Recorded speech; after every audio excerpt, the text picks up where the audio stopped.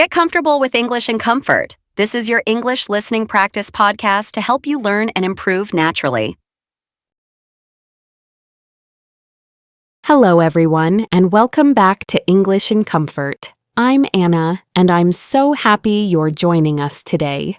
This is a special episode designed to help you boost your vocabulary just by listening.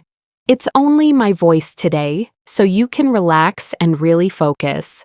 I'm going to be speaking slowly and clearly, which is great for your English listening practice and for helping you concentrate on each word. Did you know there are hundreds of thousands of words in the English language? But of course, not anyone really knows all of them. It's impossible to know every single word, and it can feel a little overwhelming when you're learning. But here's the good news. You don't need to learn all of them. The real secret to improving your vocabulary and becoming fluent is to focus on the most common and useful words first. The words that people actually use in real, everyday conversations. And that's what we're focusing on today.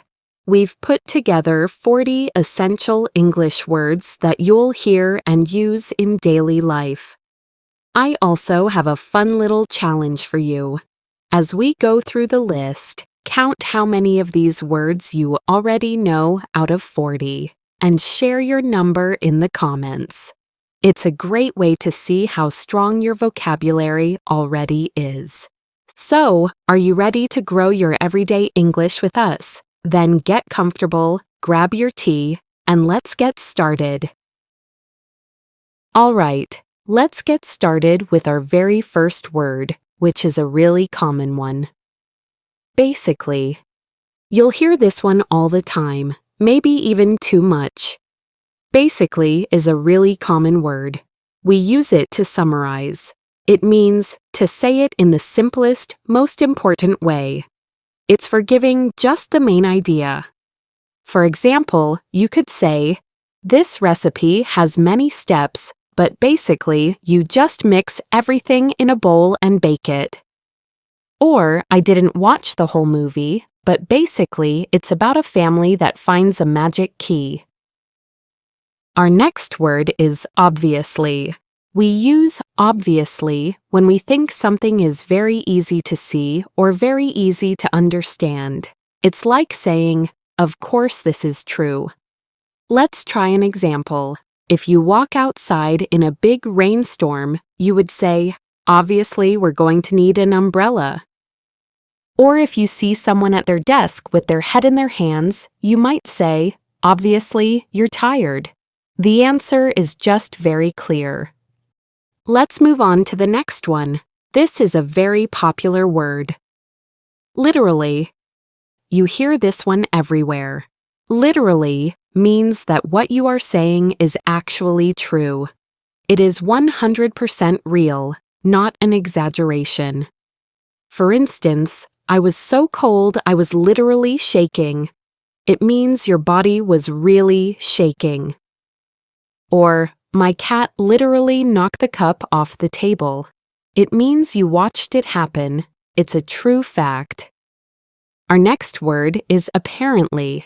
We use apparently when we are talking about information we got from someone else. It means, "I heard," or "people are saying." It's a great way to share news you're not 100% sure about. Let's see how to use it. Apparently, that new restaurant on the corner is very good. My sister told me I have to try it. Or you could say, "I'm not sure why the office is so quiet, but apparently there's a big meeting on the 3rd floor." Let's look at our next one, probably. We use probably when we are maybe 80% or 90% sure about something. It's not a 100% fact, but it's very likely. For example, if you're looking at a very dark, cloudy sky, you would say, "It's probably going to rain." Or you could say, "I'll probably be home at 6 p.m. It means you plan to, but you never know. Next, we have barely. We use barely to mean almost not or only just. It shows a very, very small amount.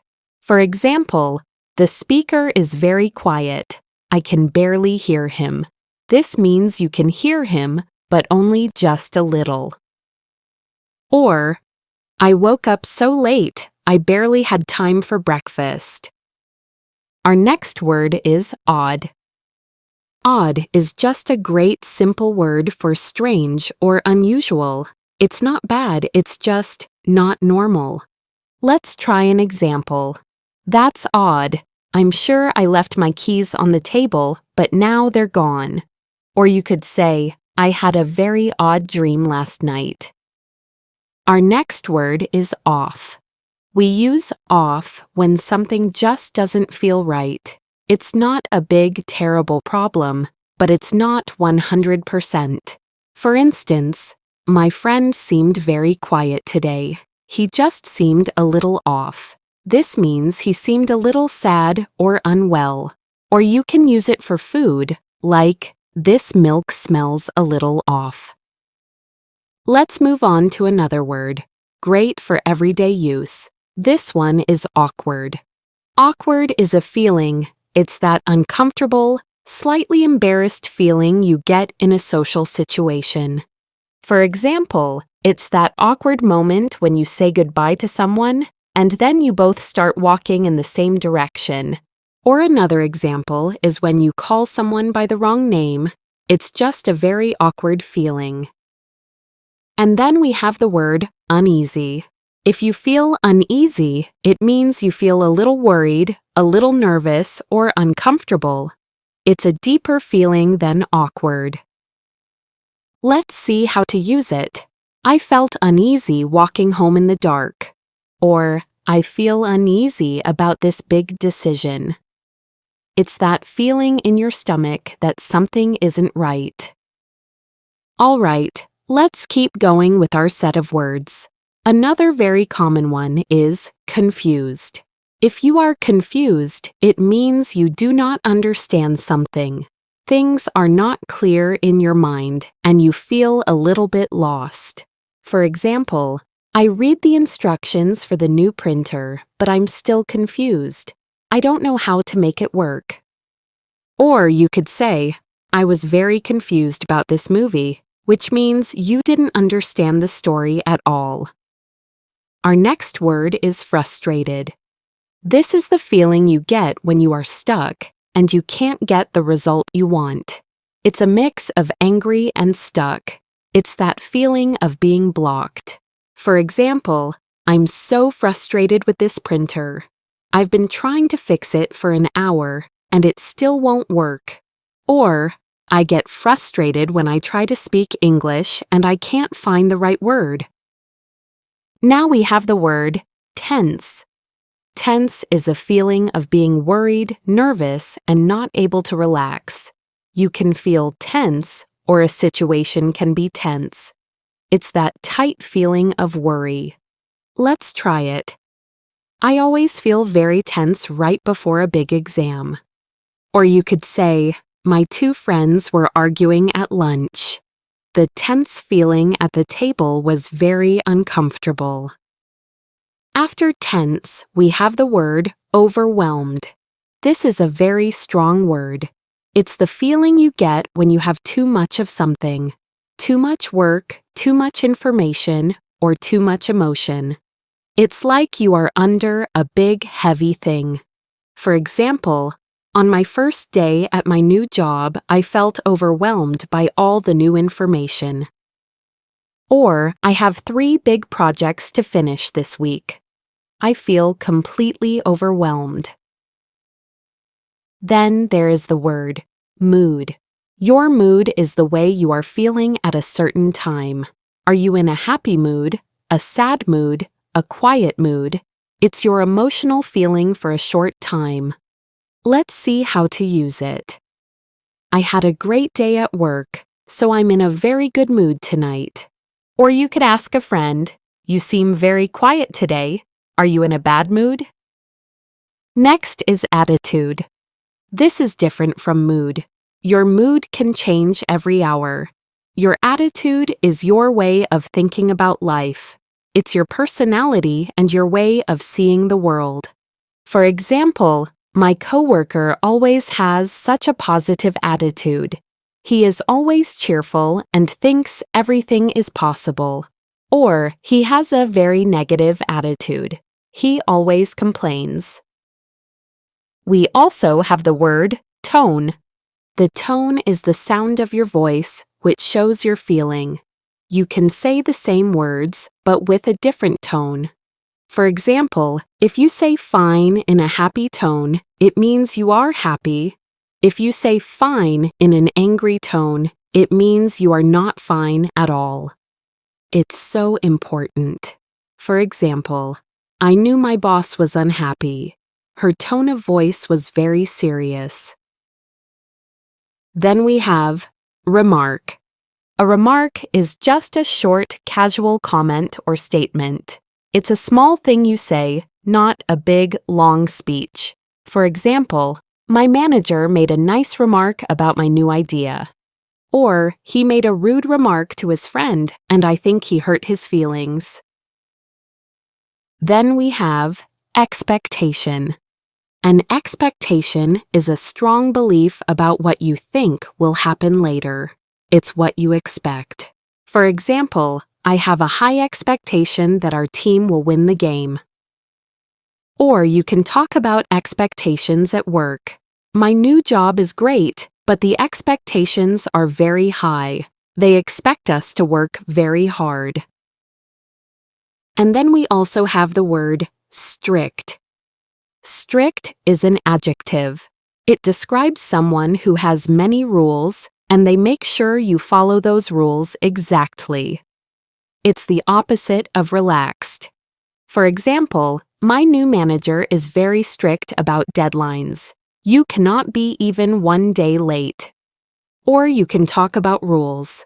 This company has a very strict dress code. We have to wear a suit every day. And that leads to our next word, a really common problem, misunderstanding. A misunderstanding is a small problem. It's when you fail to understand someone correctly. Your idea and their idea are different, but you don't know it. For example, we had a misunderstanding about the time. I thought the meeting was at 2, but he thought it was at 3. Or it was just a misunderstanding. I read the text message in the wrong way. And that's a very common problem which can cause an argument. This is what can happen after a misunderstanding. An argument is a verbal disagreement. It's when two people are speaking and they are clearly angry or upset. For example, I had an argument with my brother about who should wash the dishes. Or, I could hear my neighbors having an argument last night. They were shouting. We also have another word for argument, but it is stronger. It is conflict. Conflict is usually bigger and more serious than an argument. An argument can be short, but a conflict can last for a long time. It's a deep disagreement. For example, there is a conflict in our office over the new vacation policy. Or, a conflict between two friends can be very sad. After that, we have complain. To complain is what you do when you are unhappy or annoyed about a situation and you tell someone about it. For example, my friend always complains about his job, but he never tries to find a new one. Or, the food at the restaurant was cold, so I am going to complain to the manager. Then we have resolve. To resolve a problem means to find a solution. It means to fix the conflict or argument. It's a very positive word. For example, we need to resolve this misunderstanding before it becomes a bigger problem. Or, they finally resolved their argument. They are friends again now. Our next word is handle. To handle something means to deal with it or to manage it. It's how you take control of a situation. For example, my manager is very good. She knows how to handle difficult customers and keep them calm. Or, I have too much work today. I don't think I can handle all of it. Next up is compromise. A compromise is a special kind of solution. It's when two people disagree, so they both give up a little bit of what they want to find an answer in the middle. For example, I wanted to leave work at 5, but my boss wanted me to stay until 6. We compromised, and I stayed until 5:30. Or, a good relationship needs compromise. You can't always get what you want. And next we have clarify. To clarify something means to make it clear and easy to understand. It's a great way to stop a misunderstanding before it starts. Let's try it. I didn't understand your point. Can you clarify what you mean? Or, let me clarify the instructions for you so you know exactly what to do. Next word is feedback. Feedback is information or advice about how good or bad something is. It helps you improve, right? At work, your manager gives you feedback. For example, my boss gave me some very positive feedback on my last report. Or, I asked my friend for feedback on my presentation. I wanted to know if it was good or confusing. And then we have the word perspective. Your perspective is your point of view. It's your personal way of seeing or thinking about a situation. For example, I understand your perspective, but I have a different one. Or, it's always a good idea to listen to other people's perspectives. It helps you understand the situation better. Next, we have the word consent. Consent is permission or agreement for something to happen. It's a very important idea. It means you say yes. For example, you should never share your friends' photos without their consent. Or at work, the manager needs to get consent from the whole team before changing the schedule. Our next word is boundaries. Boundaries are like invisible lines or limits that you set for yourself. They show what you are comfortable with and what you are not comfortable with. For example, it's important to have clear boundaries with your work. I try not to check my email after 6 p.m. Or, he's a good friend, but he talks too much. I have to set boundaries with him. All right, let's move on to another word. Reasonable. Reasonable means fair, logical, or making sense. It's not too much or too extreme. For example, I think asking for 1 or 2 days off is a reasonable request. Or, the price for the new phone was very reasonable. It wasn't too expensive. After that we have reliable. If something or someone is reliable, it means you can trust them. They always work well or do what they promise. This is a great compliment. For example, my car is old, but it's very reliable. It always starts. Or, she is such a reliable colleague. If she says she will finish the work, she always does. Another word is solid. Solid can mean hard, like a rock. But in everyday conversation, it also means strong, good, or reliable. For example, you need to have a solid plan before you start a new business. This means a strong plan. Or, she gave me some very solid advice. That means it was very good, trustworthy advice. There is also the word consider. To consider something means to think about it carefully before you make a decision. Let's try it. I am considering moving to a new apartment, but I haven't decided yet. Or, please consider my idea. I think it will work. Let's look at the next one. This word is recommend. To recommend something means to tell someone that it is good and that they should try it. For example, my friend recommended this new book to me, and it's fantastic. Or, I would recommend the new restaurant on our street. The food was amazing. Next word is respond. To respond just means to answer or to reply to someone.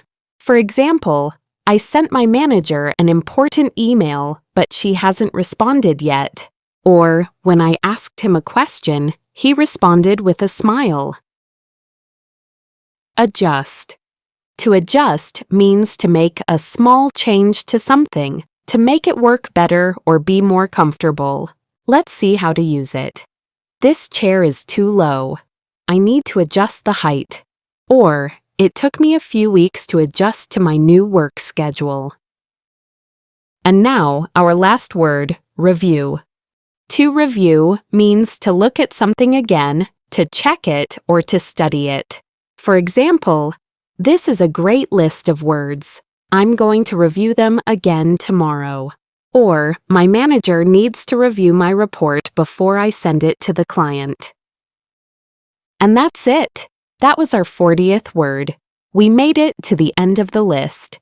And that is all for today's episode. 40 English words used in everyday life.